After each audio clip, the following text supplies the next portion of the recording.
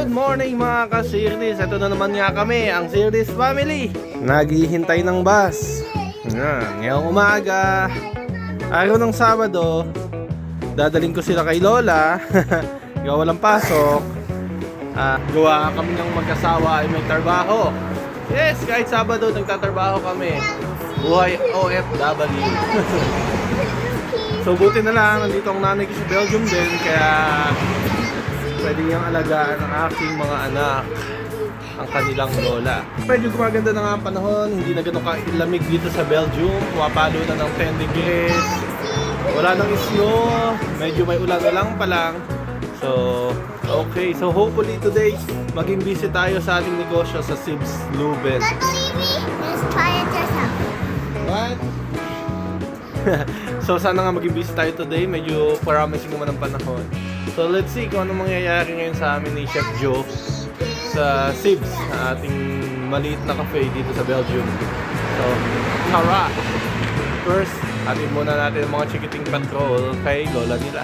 Si Poopy! Hey! There's our bus. Phew! Padating na yung bus namin. Make the dance.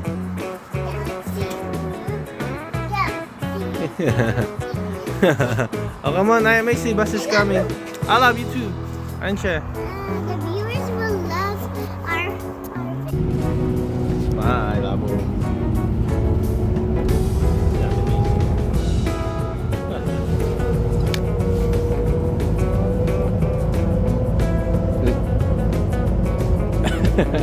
Right, padating na nga tayo sa cafe natin ulit. Ang Sibs Leuven.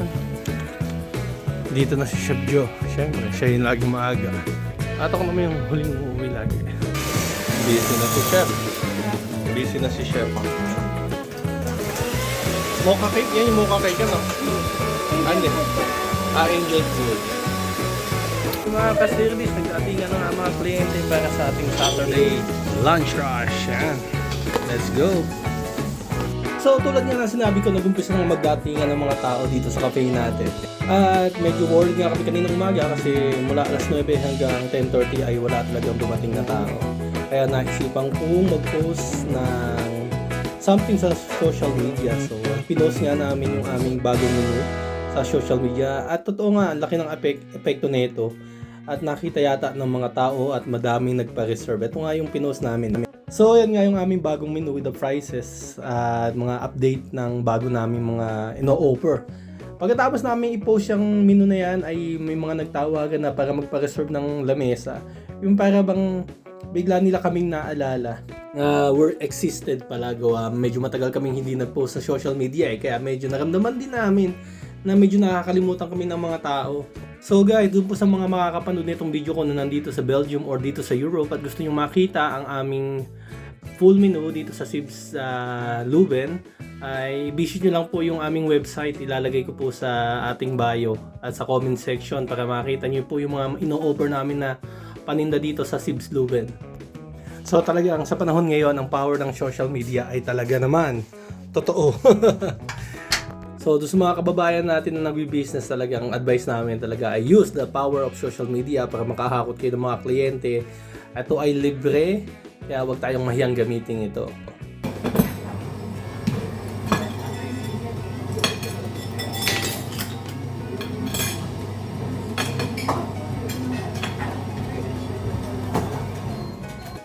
So, doon sa mga nakakapanood ng mga content namin, so normally may assistant kami, si Eva, yun ang student workers namin tuwing Sabado. But this time hindi namin siya pinapasok, gawa nga katatapos ng mga holiday, hindi busy. So kaya ang makikita nyo lang dito sa video ko ay ako, si Chef Joe, saka yung pamangkin namin.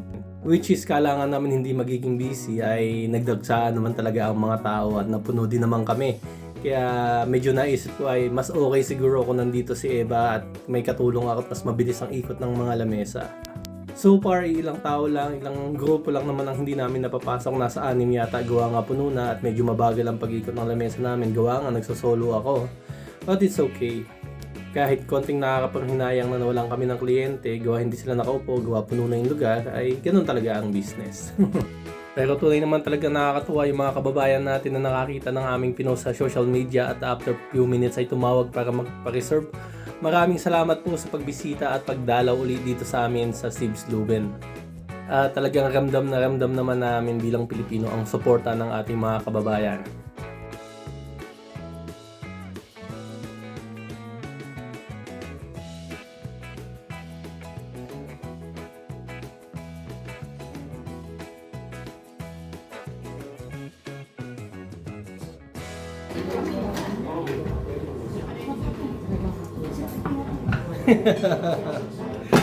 Bakit nakatingala?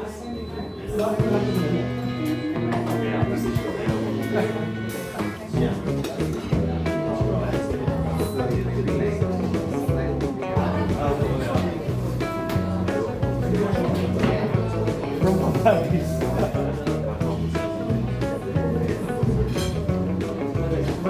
How are you doing, my long time?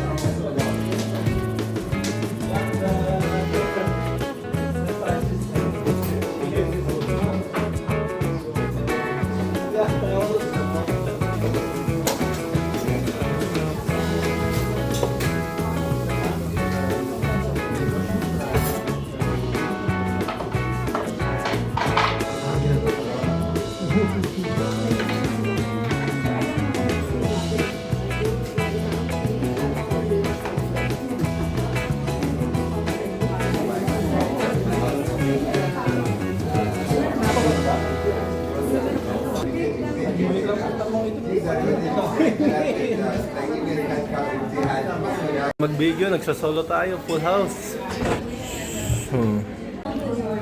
Ay, nakakatuwa naman. Blessed pa din kami kahit papaano. Takbo-takbo kasi nagsosolo, pero ayos lang. So mga kasirnis, ayun na nga. Nag-full house tayo kanina dun sa ating cafe. Sabi ko nagsosolo ako, nag-decide kasi kami ni ate, ni Chef John na wag mo nang papasukin yung aming mga extra gawa last week hindi busy, which is okay naman. Naging busy din today pero hindi ganun ka-busy, so kayang-kaya namin, so bawas expenses, dagdag kita, at madami din tayong mga kababayan na na-meet na mga bagong pumunta dun, mga bagong punta pa lang dun sa cafe namin. Natuwa naman sila at may Filipino cafe dito sa amin sa Luben na nakatikim ulit sila ng mga Filipino food na gawa ng ibang tao. Alright guys, so sana magustuhan nyo itong video na to. This is Sirlis Family, saka ang Sibs Cafe, Filipino cafe dito sa Luben. So guys, see you next time and don't forget to like and subscribe and comment a heart and always like and subscribe on our Sirlis Family.